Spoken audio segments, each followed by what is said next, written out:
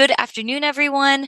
Thank you for joining us for today's Climate Live K12 session for students, educators, and the public. This is a video series brought to you by the Columbia Climate School. My name is Laurel Zyma-Sheehy, and I am facilitating today's session.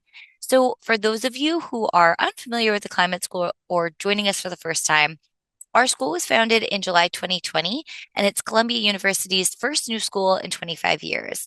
We're dedicated to advancing transdisciplinary climate research, and as a hub for innovative climate solutions, the Climate School brings together experts from across fields to address the most pressing climate challenges of our time. The Climate School is committed to shaping future leaders to drive climate solutions forward in every sector by offering educational programs for degree-seeking students, high school students, teachers, professional learners, and the public. And by equipping changemakers with knowledge and skills, the Columbia Climate School empowers essential stakeholders in the fight for a just and prosperous society on a healthy planet. And what we're hoping to do with these K12 Climate Live K12 sessions is to introduce you all to some of the work that we do here at the university, as well as with our partners. And so these monthly sessions, they run throughout the academic year. This is our last session of the 2025-2026 academic year. So you can always watch any of our recordings from past months, but you can also catch us in the new year starting in October. Each month we focus on a different topic, and it's directed toward a certain age range. So for today's session, we're joined by Abby Jordan from the National Wildlife Federation, who's going to be sharing about two of their climate education programs that are based in New York City and New York State, working to engage the next generation in climate solutions. Now, I know we have some folks tuning in from New York. I know we have some people tuning in from all over the world. So we're hoping that you can learn a lot from Abby about the programs that they're running and some of the best practices so you can instill some of these climate solutions in your own home as well. So Abby, without further ado, I'll hand it over to you. Thank you so much. I'm really happy to be here. Also, I am an alumna of one of the programs. I'm a graduate of the Masters of Public Administration and Environmental Science and Policy program offered through SIPA, the School of International and Public Affairs, and Climate School. So really happy to be able to come back to my alma mater and talk to you guys a little bit more about the work I do. I'm going to be sharing my screen because I've prepared a little bit of a highlight for you guys to see some of our students and incredible volunteers in action.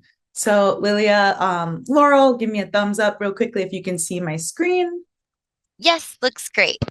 Perfect. So everyone, I wanted to talk to you a little bit more about the work that I do as the Climate Education Program Manager for the National Wildlife Federation. Today, we're going to be overviewing our two climate education programs based in New York and New York State that are working to engage the next generation in active climate solutions. The Resilient Schools and Communities Program, acronym RISC, and the Climate Resilience Education Task Force, CRETF, Youth Steering Committee, YSC. So a lot of acronyms, but that is the best way to be able to distinguish between the two programs. And I wanted to set the stage today by sharing the wise words of our CRETF policy team member, Joseph Henderson, who said, climate change can be reframed as an opportunity for students to do something real and helpful. We strive towards creating opportunities to work alongside community members in order to solve real-world environmental and climate problems. Our CRETF, YSC, and RISC programs pave the way for youth-focused climate solutions in action under this ethos.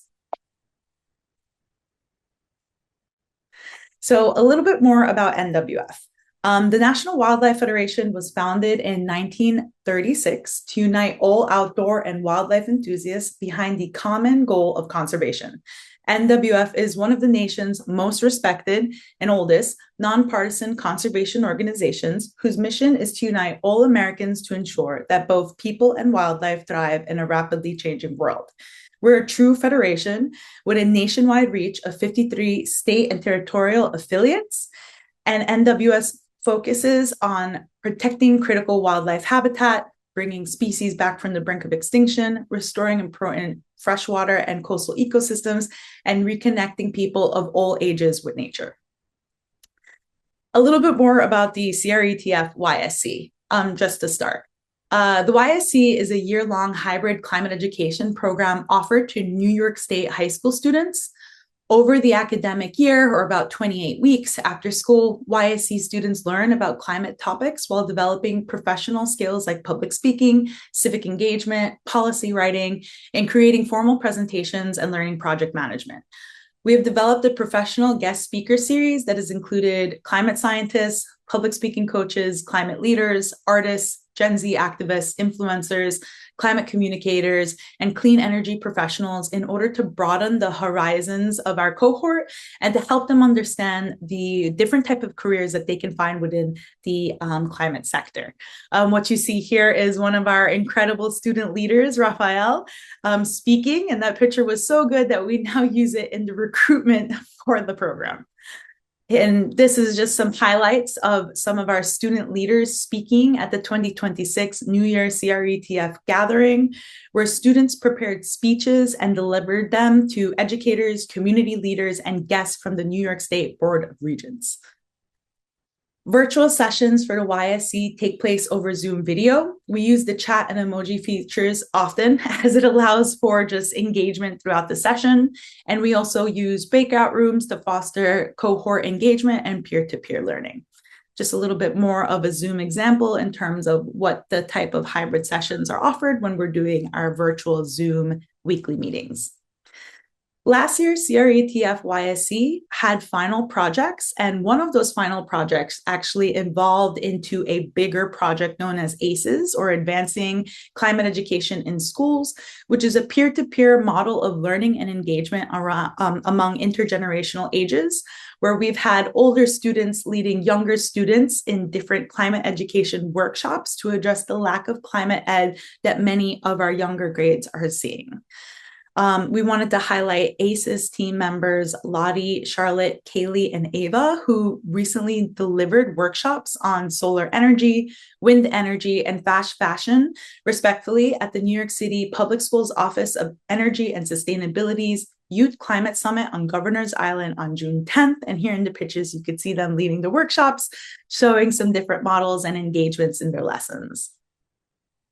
I also wanted to highlight some of our expert guest speakers who came and spoke to the cohort, especially the speakers that our cohort let us know really impacted them, such as Arctic scientist Frances Crable, who was able to speak a little bit more about her experience being a Black woman in the Arctic and ocean sciences, earning her PhD, going out and doing incredible field work, and then, of course, returning back to her own different type of community in Chicago, where she really wants young Black and Latino students to know that they can pave their own way and have careers in the climate sciences.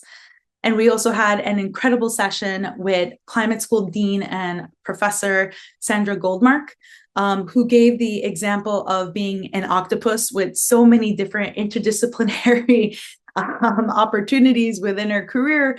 And many of our students let us know that that stuck with them. So, big shout outs to Professor Goldmark for really inspiring our students with such an engaging and creative means of learning. And we really appreciated that. So over the years, our YSC students have taken exciting day trips or even overnight nature immersion trips and have put their newfound knowledge and advocacy skills to work in the real world. We wanted to highlight the YES Summit in the Ashokan Center, which our YSC students spoke at and delivered presentations last year in 2025. And then, of course, this year we were able to take a trip to the Wind Energy Education Center in Sunset Park called Windscape. We also wanted to highlight our YSC students who over the years have traveled to Albany. YSC students traveled to Albany for over 3 years in a row with the adult CRETF policy team members to lobby for the legislation that CRETF had written and was pushing at the state level. So we have some 2024 highlights. We have some 2025 highlights, where this time policy members and student advocates were asking for revised climate education legislation and a modest seed funding for statewide climate education program implementation. In March of 2025, as the state budget was being determined, our YSC students organized and led a protest in front of the climate clock in Union Square with youth allies from Fridays for Future to ask for this funding. They wanted to let our elected officials know that the clock is ticking. We're running out of time to fix the climate crisis, and education is a critical climate solution. That iconic photo was then used from the cohort's climate protest, showed a very powerful youth engagement and youth-led movement, and that was used by the CRETF policy team's campaign to create postcards, which were filled out by thousands of New Yorkers and sent to Albany to pressure the governor to fund K12 climate education in New York. We have success stories. YSC student advocacy has led to new statewide instructional requirements for climate education. Through years of meetings, calls, and emails to New York State education policymakers, students described their climate anxiety, their lack of climate education, and their desire for more interdisciplinary instruction across all grades and content areas. Decision makers finally listened to what the students were saying and decided to act. We very much wanted to be able to highlight two of our veteran YSC student advocates, Ellery Spikes and Maggie Handelman, who were very active and vocal and have earned press under their belt. They have been able to be interviewed, have been quoted in multiple different outlets, and they are continuing on in their college careers to advocate for climate education. We wanted to provide an example from September in 2025, where the Adirondack Explorer amplified the new instructional requirement and clearly credited our YSC students for this outcome to pressure their elected officials and the people in power to do the right thing. We wanted to also share some student testimonials. Maggie, who is now a freshman at Wesleyan, shared that being part of the YSC really helped her learn concrete skills that gave her foundational knowledge for what she wanted to be able to do in college and beyond.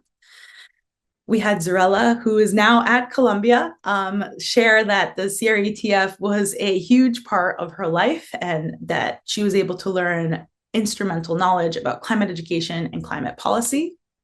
We had Raphael, who for his final project interviewed the mayor of Yonkers about climate education, which was pretty cool.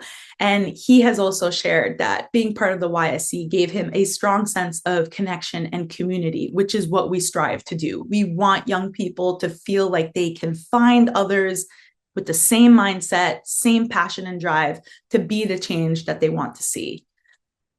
And over the years, we've moved towards local and city policy advocacy. In September 2025, as we moved away from lobbying in Albany with state elected officials, we have been working with Green Healthy Schools, Climate Works for All, and Align to do local and city policy advocacy.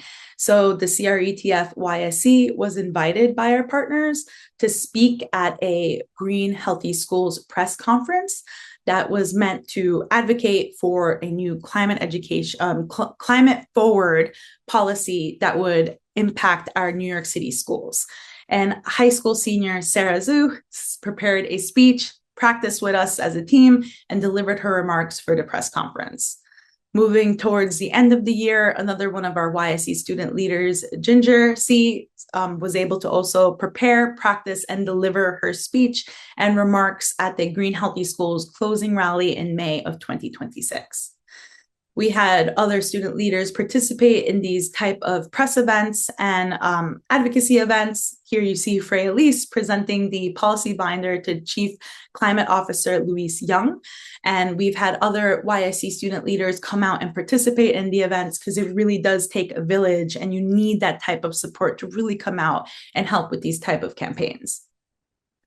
We wanted to also just show a little bit of fun and joy. You know, sometimes this work can be a lot and you need moments to be able to come together as a community, to break some bread and to do some fun activities.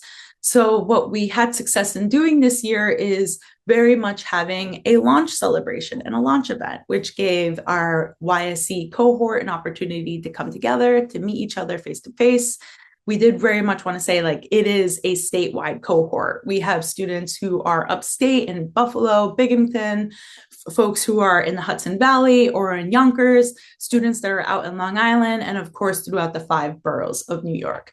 So being able to plan these events in advance really allows everyone to come together at least once or twice throughout the year. During our launch event, we were able to do a fun activity where we challenged the YSC to think about solar punk futures. What is a world where they see renewable energy everywhere, or they see an equality in terms of like how you're going to have equity with your food systems and your energy systems? And what was really cool is we saw before, students were able to draw it, were able to write about it, and really think differently about what a future within a solar punk lens would be like. And then unfortunately, we weren't able to take them this year, but last year we went whale watching, and we had many students say that was probably one of the best trips of their life because they were able to see humpback whales in New York City waters, which is very special. And then this year we had a closing ceremony at NYU, and we were able to present all of our YSC members with certificates of completion. So moving into RISC real quickly, just for the sake of time, as I'm keeping an eye on the clock. A little bit more about RISC. So since 2017, the National Wildlife Federation's Resilient Schools and Communities program has educated thousands of middle and high school students about climate science, climate impacts, environmental justice, and nature-based resiliency solutions. Teachers have received professional learning and support, while students have gained practical knowledge and hands-on technical skills through collaborations with local resilience experts and partner organizations. The program connects schools with community members and partners to identify and solve real-world problems exacerbated by climate change. The RISC program was launched in New York City and has been adapted in New Jersey, Texas, Puerto Rico, the U.S. Virgin Islands. At each of these locations, students have implemented projects and gained the knowledge to address a local need. In New York City, students are planting beach grass in a shoreline park to protect residents from sand migration, erosion, and flooding. In Texas, students planted trees and created rain gardens and pocket prairies to absorb stormwater. So this really is an example of having our students be able to participate in real-world climate solutions. And we very much wanted to highlight the fact that New York is an island city. We are surrounded by water. We have over 520 miles of coastline and 8.7 million residents and hundreds of thousands of students. We don't want students to think that all hope is lost. There is a lot that needs to be done at the policy and economic level, but restoration stewardship and being able to participate in nature-based solutions is something you can do today. It gives you a sense of urgency. It allows you to put theory into practice.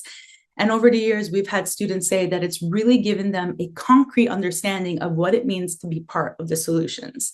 If you'd like to see more of our students in action in a documentary that was created, Where It Floods, Planting Hope in Coney Island is on YouTube, and I highly suggest that you watch it just to be able to see the incredible work being done in Coney Island.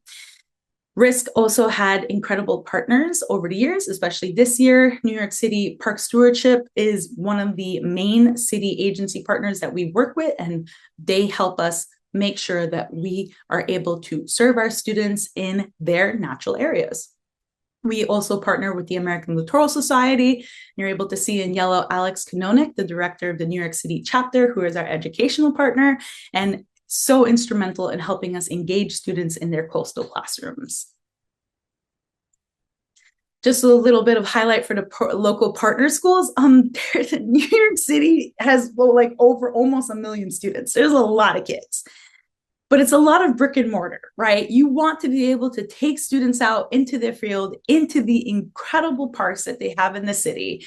And we've been able to do that with just us, we've had hundreds of schools over the years, but shouting out some of our local schools here in Coney Island, because they have been continuous partners over the years, coming out every year and being able to see progress and development of the restoration stewardship being done with their students planting the beach grass and seeing it grow and multiply over the years.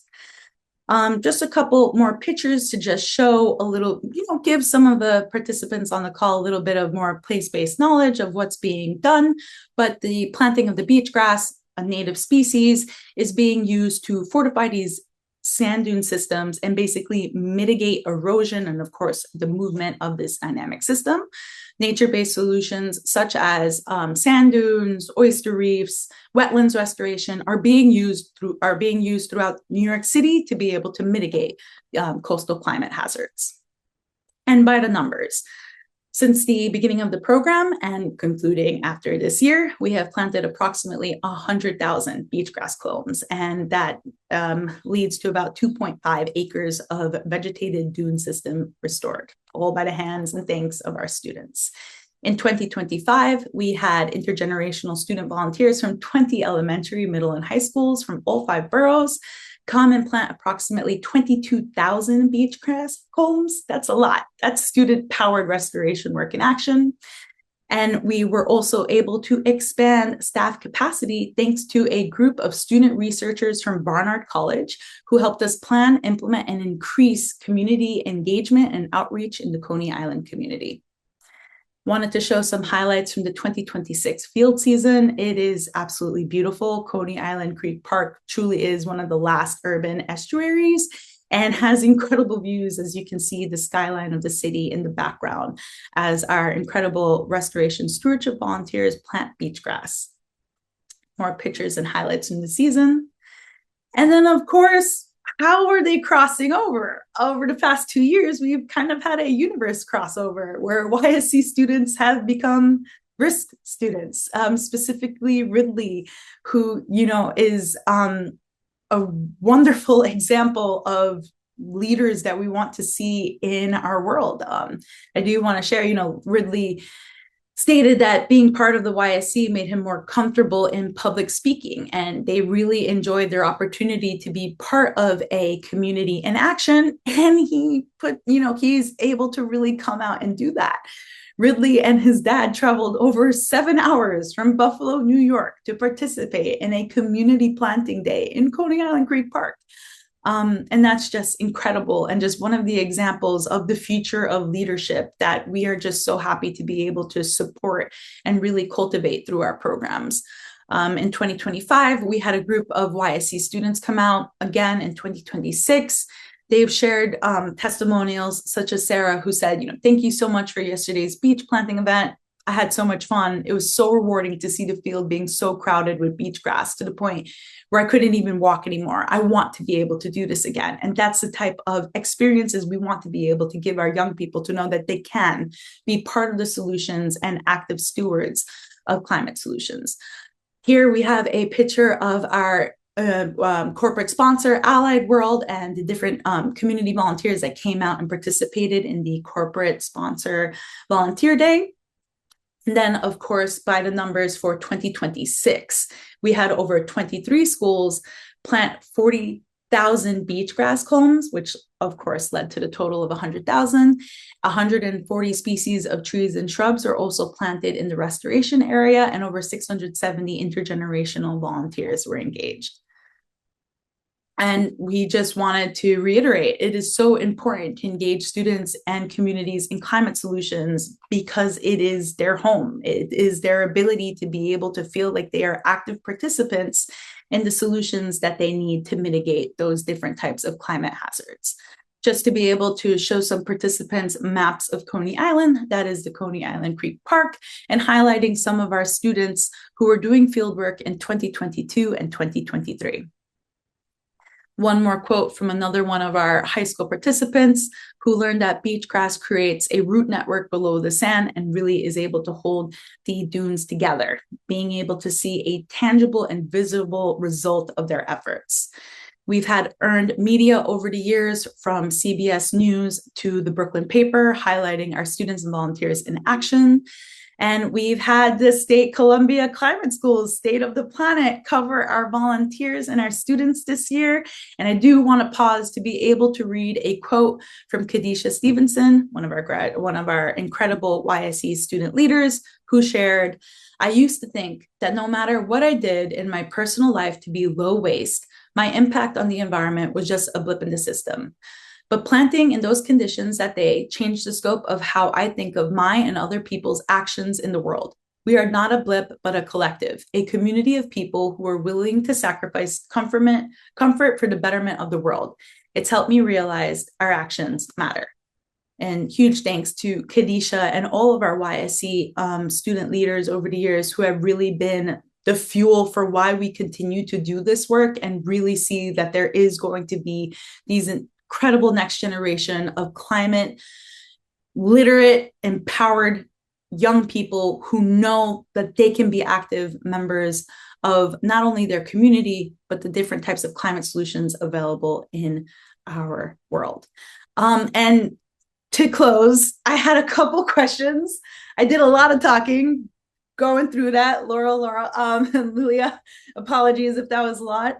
But to folks who are on the call and in the Q&A, please feel free to answer these questions with a yes, a no, a somewhat, or an I don't know, so that way we can go into the Q&A portion.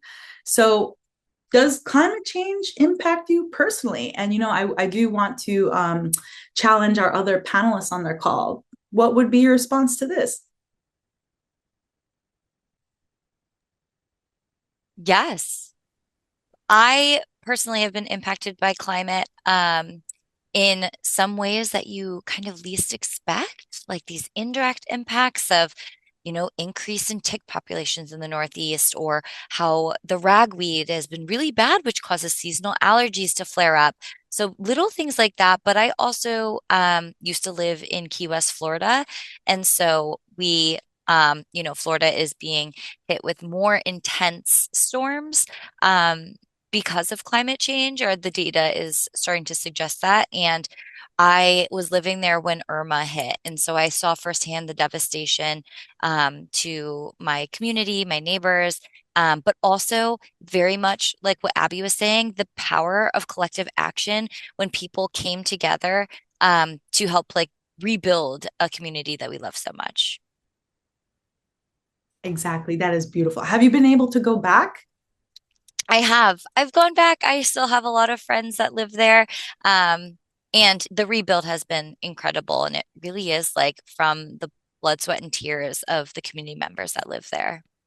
I love that. I just real quickly wanted to give a shout out to Mang, MANG, which does mangrove restoration in South Florida. They have a nursery and they have volunteer events, and they always engage schools, local communities, and folks to come out and help them plant the mangroves that are being restored throughout the area. So I would love to be able to share that resource with you afterwards. Oh, yes, please. That sounds amazing.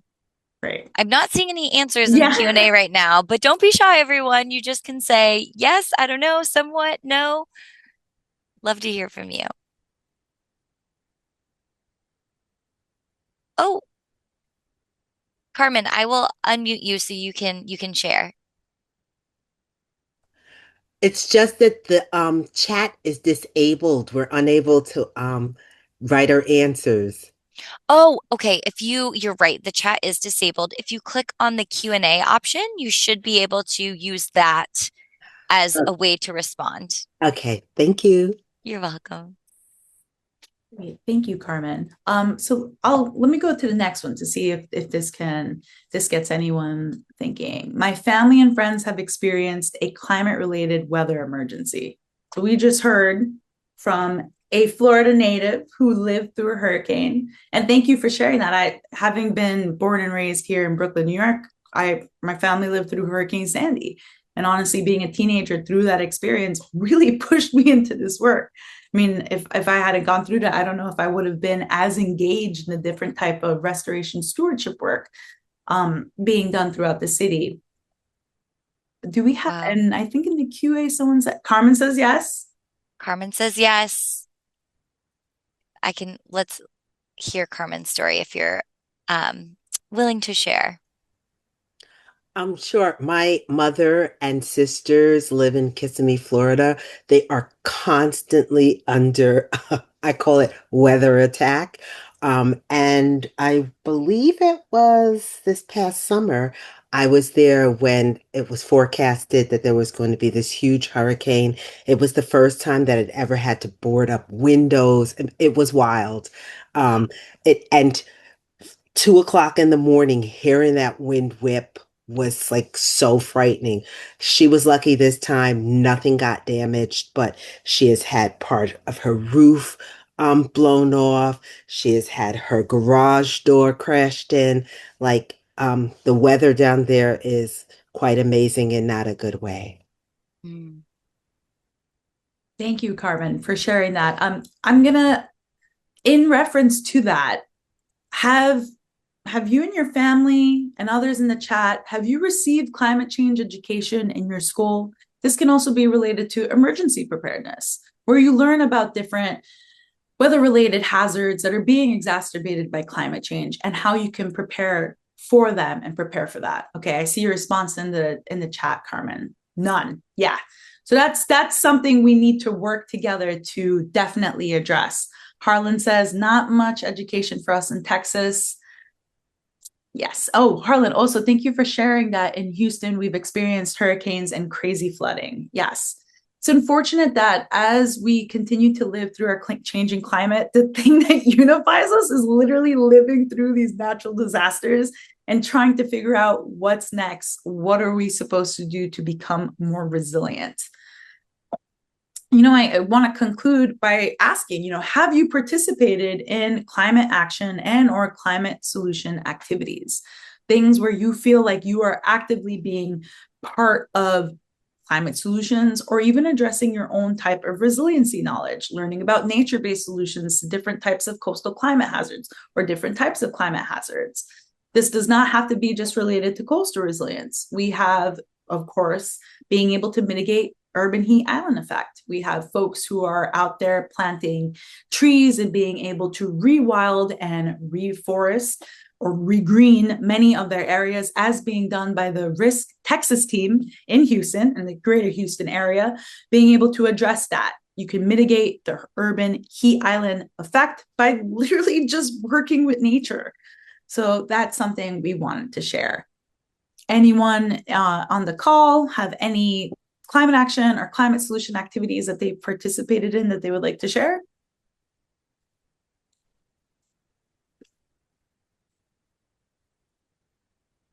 And if not, maybe this presentation has inspired some ideas of things that you can bring back and start working on with your community. And just to reiterate that last quote from the State of the Planet article, I love how that student had talked about feeling maybe like a blip as an individual, but it's really about the collective. So working together has immense power. Absolutely. I completely agree. And to anyone who does want to stay in contact or learn about how they can participate in future community events where they can participate in restoration stewardship under our climate solutions fieldwork program, please be able to keep in touch.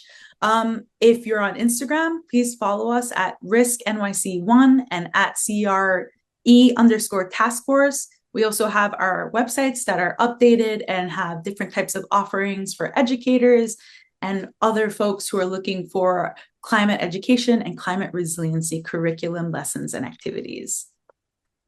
Yeah, thank you so much, Abby. This has been such an incredible session. I've learned so much about the action and power of young people right here in New York City. And I think it's been very inspiring for others to kind of take these lessons learned and apply it into their own lives and communities. My one question for you before we end is, if there are any New York State or New York City students here in the chat, how might they get involved in some of these programs? Yes, excellent question. Please consider applying, if you are a high school student, please consider applying to the Youth Steering Committee for CRETF. If you visit cretf.org/youth, you'll be able to see the application. And we are recruiting for next year's cohort. Your opportunity to be able to be part of this civic engagement and climate education focused year-long extracurricular activity. If you are looking for an opportunity to maybe do some restoration field work, please, visit riscnyc.org to be able to stay in touch and learn about the community volunteer offerings that we offer every season. This year, we were able to do 2 community volunteer stewardship days, and we had different communities and different organizations come out and really have a great time being able to participate in these type of projects that we're able to offer here in the tri-state area and statewide. Amazing. And if you're a student, perhaps like Jay from Houston, who wants to be a part of these programs but doesn't live in New York State or New York City, what would you suggest? Because I did see that you had some like inspiration to create kind of like satellite locations in other areas. Yes. By visiting risknyc.org, there is a replication toolkit. And the replication toolkit was created very much for folks to be able to adapt the New York City based RISC program model in their area. But we did just release and launch a standardized national curriculum, and folks are able to request that by visiting the website and filling out a short survey. But there are incredible opportunities for climate solutions and different types of stewardship activities throughout the country. From Florida, where there's mangrove restoration, to the Chesapeake Bay, where they're doing oyster reef restoration and oyster restoration as well. And then, of course, heat mitigation that is being done in Texas, but also California. California and the different cities there have a lot of opportunities for urban gardening and different type of tree canopy expansion that's been partnered with the LA Public School District as well. Those opportunities are there, and to be able to find them, there are different ways. Through our Instagram, we post a lot, like a lot of times, like our stories and our posts are like, hey, did you know about this? Hey, did you hear that? We very much want to give our students an opportunity to like seek things, learn and grow. While we very much appreciate students being able to join and participate in our programs, we want to be able to uplift and really highlight all of the different things that are happening, because everyone has a role to play. And it takes collective action and coming together to address these wicked problems. And we very much want to thank Columbia Climate School for giving us this platform to be able to highlight our programs. It makes a huge difference and really allows us to expand awareness and really broaden our horizons in terms of outreach and education. Oh, well, Abby, we are so grateful that you took the time to share with us about all of the amazing work of NWF. So, thank you so much. And thank you to everyone who joined us today. This is our last Climate Live of the year, unfortunately, but we will be back next year. So, stay tuned. If you haven't joined our newsletter, feel free to do that, and you'll stay updated with all of our activities and things that are happening. Thank you again. Thank you to everyone. And I hope you have a great evening.